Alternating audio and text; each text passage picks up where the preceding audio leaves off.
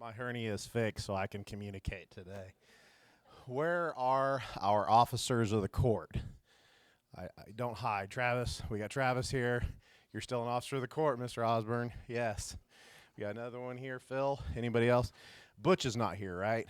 Okay. Because I was going to say, if Butch was here, the judge does have the authority to hold people in contempt, even in this room. But Butch is not here. But hopefully he'll see this on the video.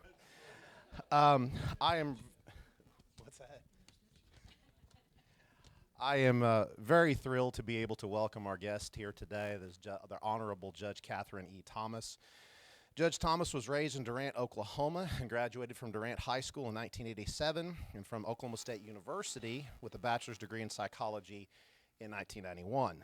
After attending law school at the University of Oklahoma College of Law, she received her Juris Doctor with honors in 1995 and was also named a member of the Order of the Coif. So just so you know, that order is the highest, most prestigious order that you can be a part of when you're a graduate of law school.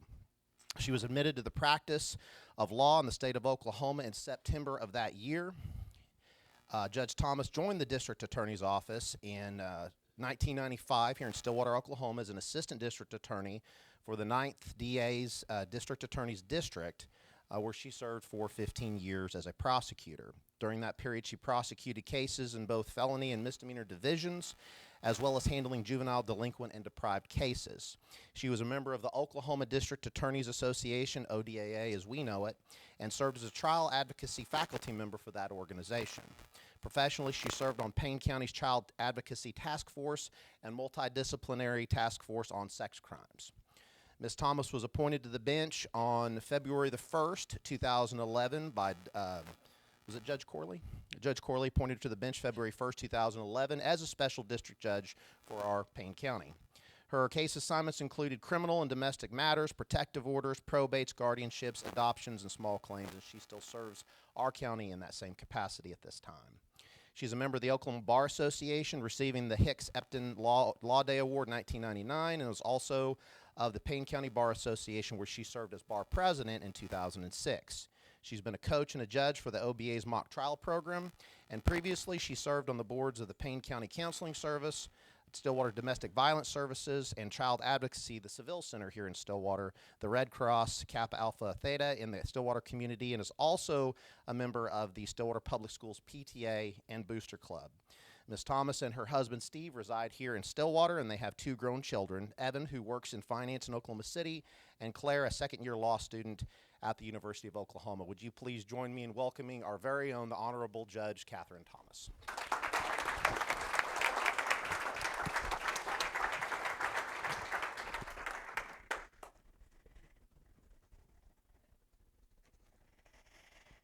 All right, thank you for having me here today. I'm really excited to present to you on the Payne County court system. I've been in public service now for, about 30 years as of tomorrow. So I'm kind of passionate about the court system and what it provides to our community.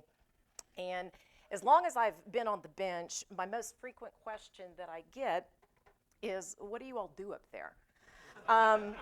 As familiar it is to me, it's probably not to the general public, so I wanted to take a few minutes today to tell you who we are, what we do, and how it impacts you in the community. I have a PowerPoint presentation, and my intent was to dazzle you with an intricate mesh of clips that are funny and different pictures that moved, but all of that is woefully beyond my capabilities as a technology person. But never fear, I have a daughter who's a second-year law student at OU. She also graduated from OSU with her undergrad in multimedia journalism. I thought, who better to help me than that? So when I asked my daughter, I thought she was going to be here in Stillwater. She ended up not being here. So we tried to do this over the phone, and that went about like you might imagine it to go. And so finally, at one point when she was extremely frustrated with me, she said, "Mom, I cannot believe you can't do a PowerPoint." And I was like, well, I can't believe you can't dial a rotary phone or write a check. But here we are. So this is going to be a very basic PowerPoint presentation. I put it together myself, and by the end of it, you'll believe that. So I am a state court trial judge, special judge, and collectively we are known as the district courts. We are general jurisdiction trial courts, and we hear almost every kind of case, civil and criminal. Sometimes it's easier to start with what we're not. We're not part of the municipal court system. That is over in the city complex. I don't know if Judge Tanya Ron, if you're familiar with her, she may have spoken to you. She can tell you what they do over there. It's more traffic, parking. They do city ordinances that are codified by the city of Stillwater, things that are particular to them. So we are not that. We are also not the appellate courts. The appellate courts are, we've got two, one for criminal, the Court of Criminal Appeals, and the Oklahoma Supreme Court. Those are the two highest courts of last resort. What they do, and they have several functions, but the main one is to review the work of the trial courts, what we do, and make sure that we have come to the right decisions based upon the law and that we followed procedure. And I know that I think Justices Keene and Kane came and spoke to you a couple of months ago, and so they are on the Supreme Court. That's the highest court who reviews our work. If I say anything here today that contradicts what they said, they're right, I'm wrong. What I wanted to first start with you today, if I can do this is our Payne County Courthouse. We're at 606 South Husband, the corner of 6th and Husband. This is where we live every day. It's a very beautiful building. I don't know if you've had the opportunity to be in it at some time in your lives, but if you have the opportunity, go. County courthouses are not necessarily the nicest facilities because, they're taxpayer funded, and so they're not luxurious in any way, but we have a great, great courthouse that was beautifully built and has been maintained, and especially if you go to other places. So I have to brag on this. The front part of it was built in, I think, 1917. You can see that there, gorgeous architecture. If you look, that faces the east. You actually enter on the south side of the courthouse. But if you kind of look towards the back, that was an addition that came on in the late 1960s, I think 1968, and especially if you look at it in person, you can tell that is a 1968 architecture type. And so this particular facility holds, it's a little bit of a misnomer, it holds county officials as well as state officials. So judges and their staff, which are the bailiffs and the court reporters. Bailiffs are our administrative assistants to the judge. They handle everything for us. Our court reporters are those that take down the records in court and transcribe them. We are all state employees, as well as the district attorney's office, who is housed in the county courthouse. They are state employees as well. But we have many county offices there. The court clerk's office, part of the sheriff's office is there. So those are the offices that are there. The court clerk, and I have to take a minute because we have a fantastic court clerk's office. They manage the records and the filings of the court. They prepare dockets. They schedule hearings. They collect fines and fees. They certify and authenticate documents. They help lawyers with their filings. They deal largely with the public, and we're so appreciative to them. They help us tremendously. So we've got a great court system. So in Oklahoma, there are 77 counties. And these 77 counties each has a courthouse. Every single county does. Then it is, after that, we are divided into 26 judicial districts in Oklahoma. Our particular district is District 9, and so we are Payne and Logan County. That is the district that Payne County is associated with. The judges are divided into three different types of trial court judges for the state system. The highest one are the district judges. These judges hear all kinds of cases anywhere in the district and also have some administrative duties like case assignments, local court rules. We have, and there are 75 of those in the state. The associate district judges, there are 77 of them because you have to have one in every county. That is constitutional by nature, and so you have one that sits in every county. And then you have special district judges, and they are appointed by the district judge. The difference between special judges, which is what I am, and the districts and associates is we're limited in some certain things that we cannot hear. We cannot hear felony jury trials. We cannot hear items in the civil court that are in excess of $10,000. District judges and associate district judges are elected officials. They serve 4-year terms, and they are elected in a nonpartisan race. And that's important. Not every state's like that. There are a lot of states who run on a partisan ticket, the judges. Oklahoma is not one of them. And I think that's really important because judges are supposed to serve everyone. They are to serve all people in the county, and so I think it's important that your political party affiliation really isn't relevant to whether you uphold the law or not. And so Oklahoma does do it that way. So the special district judges are appointed by the district judge. They do not run for office. They serve at the pleasure of the district judge. In our counties, the 9th Judicial District, Payne and Logan, we have one district judge, and he goes between the counties. So he sits in Payne County sometimes, he goes to Logan County. We only have one of them. Of course, we have 2 associates because we have 2 counties, and then we have 3 special judges. 2 of us sit in Stillwater, 1 of us sits in Guthrie, that's the county seat of Logan County. So I do want to just kind of tell you, just to give you kind of the magnitude.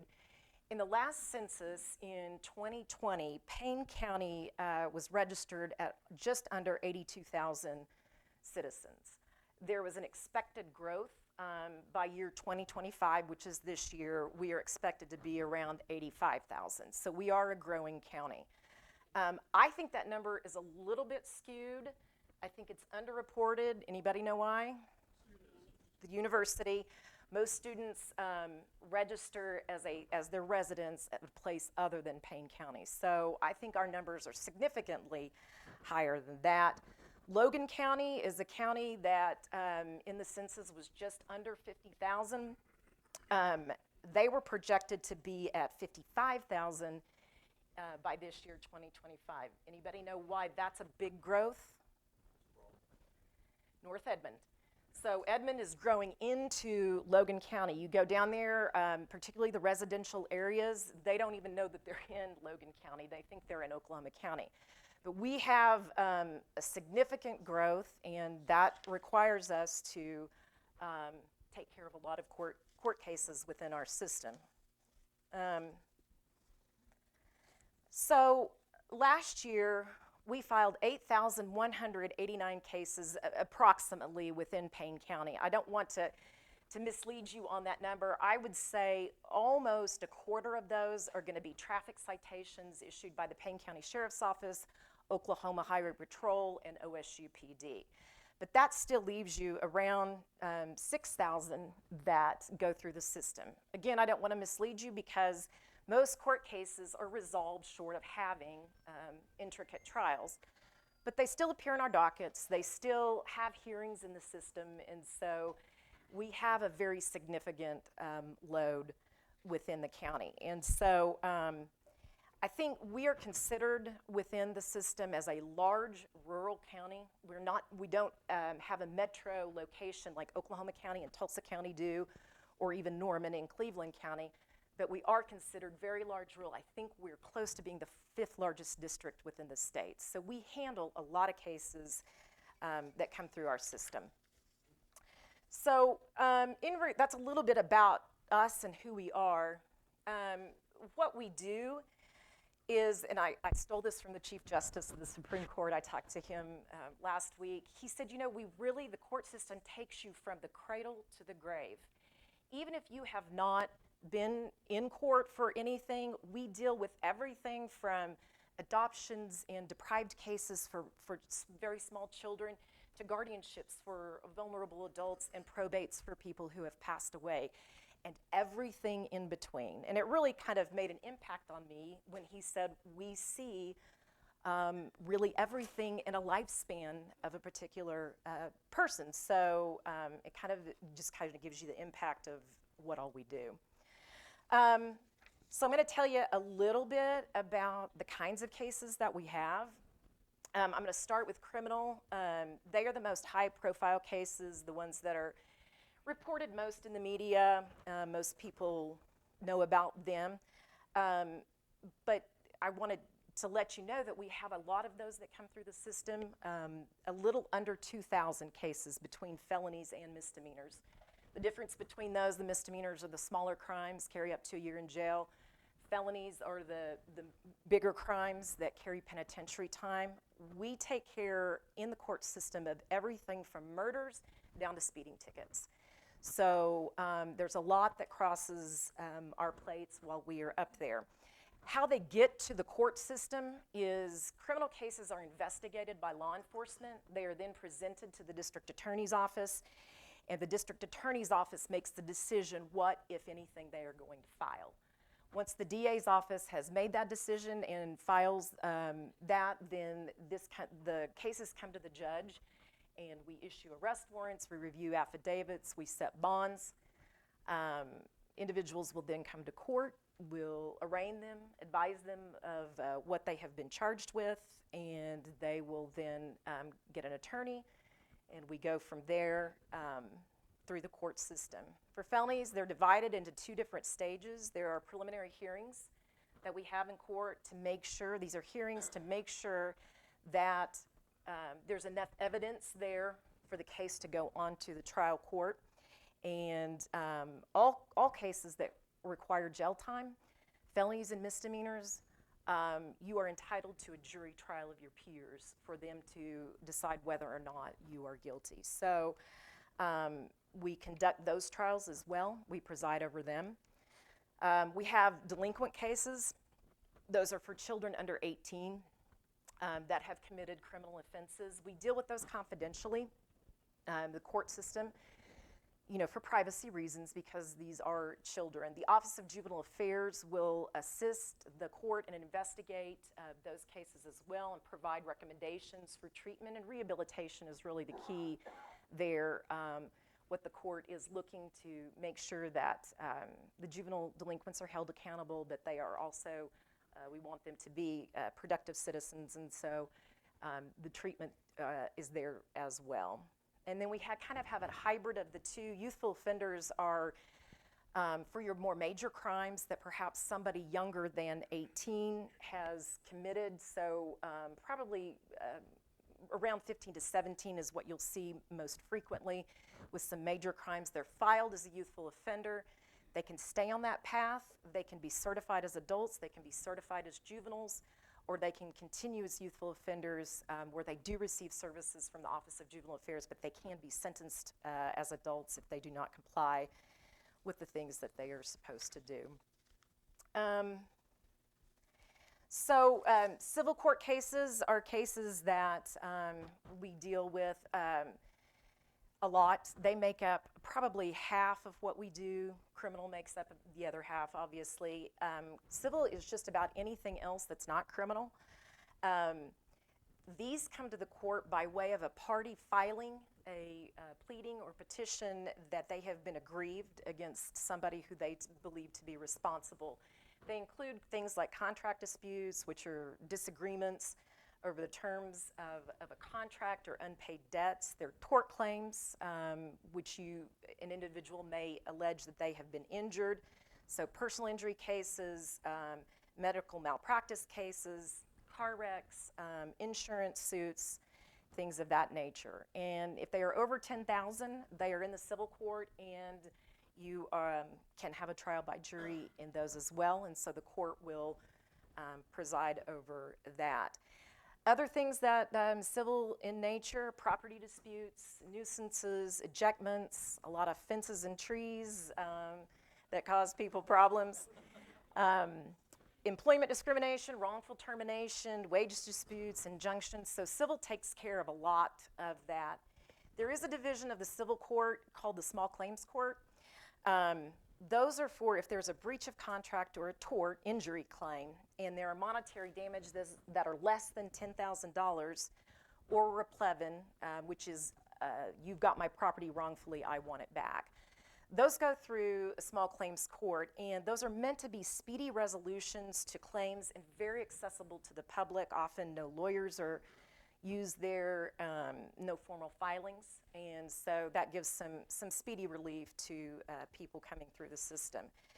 We deal with forcible entry and detainers, also known as evictions. That's a breach of a lease agreement, usually brought by the landlord against the tenant, usually for non-payment of rent.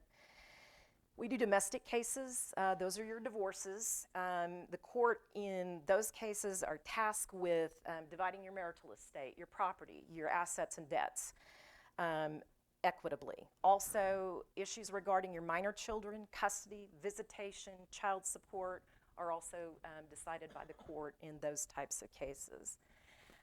We do protective orders.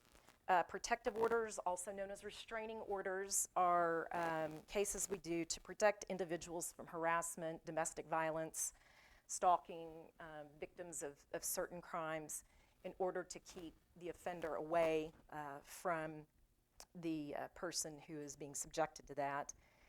We do deprived cases. These are for children who are abused and neglected. They come to the court through an investigation by the Department of Human Services, who will provide a report to the district attorney. The district attorney decides whether or not to bring that case to court. If they believe it warrants, they file a deprived petition. So sometimes the goal in those cases is for treatment and reunification of the parents, correcting those conditions which led them to be deprived, and sometimes it's termination of parental rights. Those are also jury trials that the courts preside over, and as they go through the system. We have probates. After someone passes, their estate or their will is probated through the court. A party will bring a petition, usually it's a family member who wants to be a personal representative of the estate. The heirs and creditors are notified, and the estate is going to be distributed pursuant to the law. We do guardianships. These are for vulnerable adults and children, mainly due to age and infirmness. They're not able to make decisions for themselves or handle their affairs, so a person is appointed to assist them with that.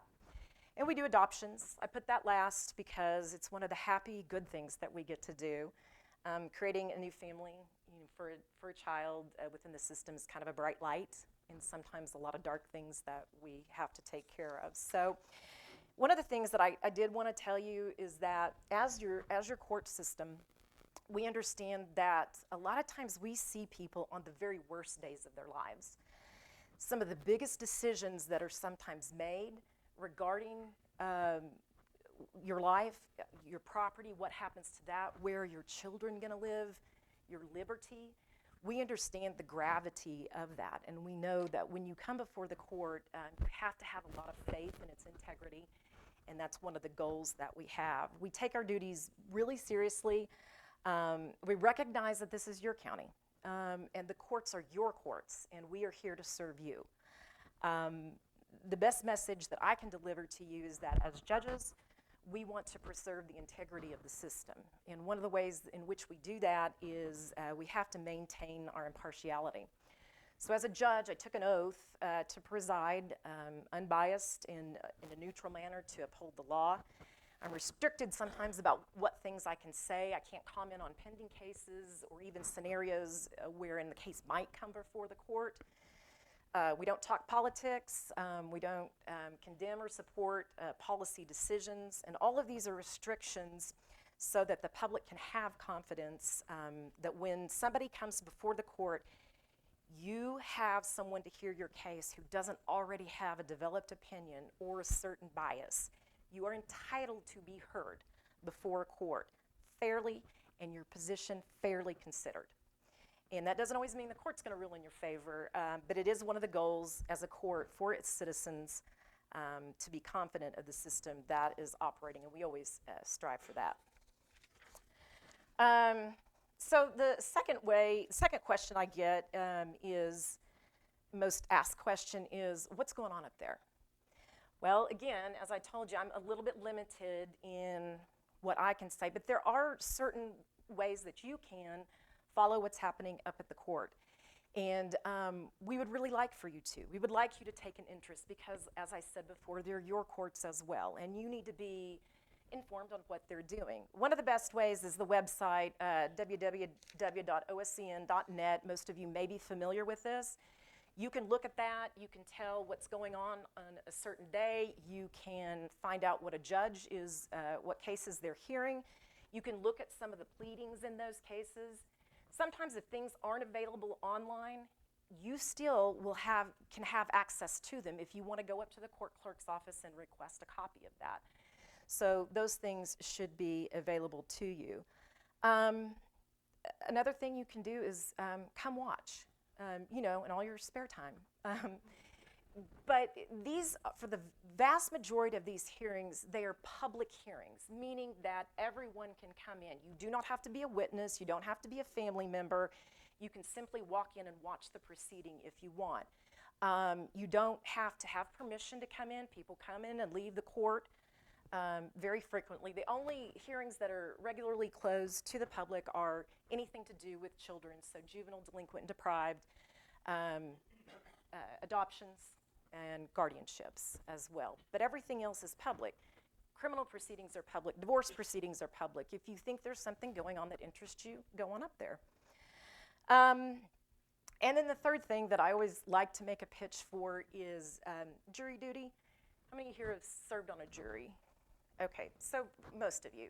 I know it falls somewhere in between root canal and paying taxes, but for those that served, did you all, I don't know if enjoy is the right word, did you appreciate the experience? And that's what I hear the most for people who have served is that they didn't really want to do it. They did do it, and they were glad they did it because it gave them a different perspective. They had a better working understanding of what we do up there.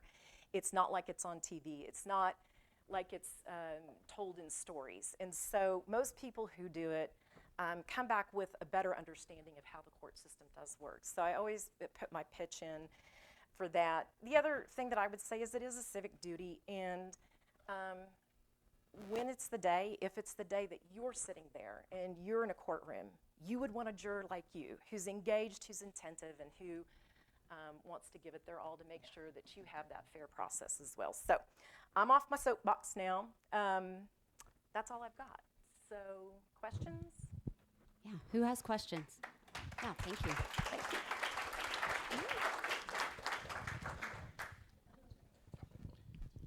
Judge, we seem to be either hearing more about or seeing more cases of domestic violence.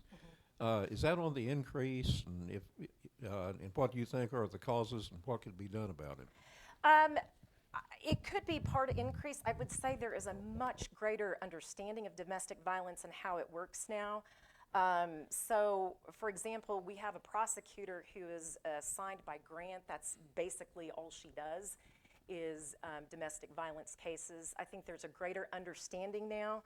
A lot of the times those were cases that couldn't get to court, often because we did not have a cooperative witness. So there have been some changes within the law that make some evidentiary issues easier for prosecution to present. So I think it's both. I think it's probably on the increase, but I think you're seeing more of it because there's more resources that have been put toward it for those cases to proceed when they didn't used to. Yeah. Judge Thomas, talk a little bit about mediation. Does the mediation program help the courts, and how does that help the courts? The mediation program is a tremendous asset to our courts. It's called early settlement mediation. It can be used for a variety of different cases. I use it so frequently in my small claims cases. These are mediators that are trained. They sit down with the parties, usually, and I would say small claims because they're unrepresented and they don't have lawyers necessarily that can give them advice or tell them what to do. So they sit down with them, they try to get something worked out, an agreement that is satisfactory between both of them. But we use them in all different kinds of, we use them a lot in domestic cases, in divorces, but yeah, they have been a tremendous asset to the court. They have really cut down on a lot of hearings that would have taken up a lot of time, and these people have some agency in the resolution, they feel like they're able to come to that as well. So, yeah. Hello, Judge. Hello. Address how you feel about AI writing the filings and petitions and the briefs Yeah. you have. You know, I think that AI will impact the legal profession tremendously in the years to come. Paralegals, who are your people who research and write for you, I think that is a dying profession now. I think that that is going to be replaced by AI. Not quite yet, though. One of the big issues that law has with AI is there's these things called hallucinations. And so AI will give you, if you ask them, here's my scenario, give me the right case law, they may give you 2 or 3 paragraphs of applicable case law, and then one of them's just completely made up. And it's just called a hallucination. AI hasn't quite understood what you're asking. So it still takes an attorney to look at that and go, that's not correct. I would tell you also that the law schools, as my daughter's in it, are they're in that murky water area in terms of they want these students to learn to research and write themselves, but they understand that AI is coming, and so they're also training them to use it. So that is going to be something that the schools are going to be teaching how to use that and how to use that responsibly. So it's the horse is out of the barn, so to speak. I haven't yet. I haven't noticed yet if I've been submitted one that was written for that. Like I say, I think it can be a great tool for an attorney, but I think this attorney is still in charge of when you submit something to the court, you have to submit it knowing that that's the truth, because if you don't, that's a big problem. So how many hours a day do you read? Oh, just about all day. Yeah. Yeah, it's a lot of reading. So I used to read books as a hobby, and I just don't do it anymore. No fun. Okay, last one. Yes. Are there situations when a case has gone through the district court, through the courts in the state system, where it can then go into the federal system? Yes. And tell us a little bit about how and when that can happen. Well, I would try to think of the most usual time. So if it goes through the state appellate system and the courts have, the highest courts have made their determination, it can go up on, Jeremiah, writ to the federal appellate courts. They kind of have to choose what it is that they want to take. So it does not happen very often, but it has happened, and it's happened to several Oklahoma cases. Yeah, a collateral appeal, true. Okay, thank you so much again, Judge Thomas. Everybody give her a round of applause.